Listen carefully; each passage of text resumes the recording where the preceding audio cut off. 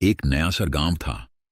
वह ऐसी जगह बसा था जहां आने जाने के लिए एकमात्र साधन नाव थी, क्योंकि बीच में नदी पड़ती थी और कोई रास्ता भी नहीं था। एक बार उस गांव में महामारी फैल गई और बहुत सी मौतें हो गईं। लगभग सभी लोग वहां से जा चुके थे। अब कुछ ही गिने चुने लोग बचे थे और वो नाविक गांव में बोलकर आ गया था कि मैं इसके बाद नहीं आऊंगा, जिसको चलना है वो आ जाए।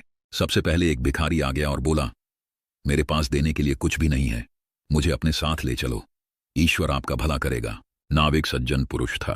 उसने कहा कि यही रुको, यदि जगह बचेगी तो तुम्हें मैं ले जाऊंगा। धीरे धीरे करके पूरी नाव भर गई, सिर्फ एक ही जगह बची। नाविक भिखारी को बोलने ही वाला था कि एक आवाज आई, रुको मैं भी आ रहा हूं। यह आवाज जमींदार मोती सिंह की थी, जिसका धन दौलत से लोभ और मोह देखकर उसका परिवार भी उसे छोड़कर जा चुका था। अब सवाल यह था कि किसे लिया जाए। जमींदार ने नाविक से कहा, मेरे पास सोना चांदी है, मैं तुम्हें दे दूंगा। और भिखारी ने हाथ जोड़कर कहा कि भगवान के लिए मुझे ले चलो। नाविक समझ नहीं पा रहा था कि क्या करूं, तो उसने फैसला नाव में बैठे सभी लोगों पर छोड़ दिया और वो सब आपस में चर्चा करने लगे।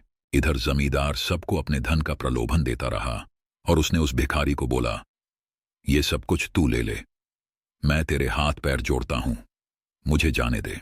तो भिखारी ने कहा, मुझे भी अपनी जान बहुत प्यारी है, अगर मेरी जिंदगी ही नहीं रहेगी तो मैं इस धन दौलत का क्या करूंगा।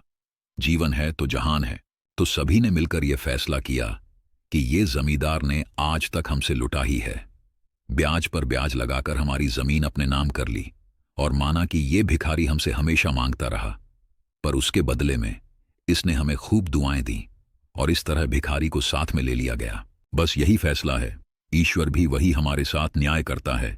जब अंत समय आता है, वो सारे कर्मों का लेखा जोखा हमारे सामने रख देता है और फैसले उसी हिसाब से होते हैं।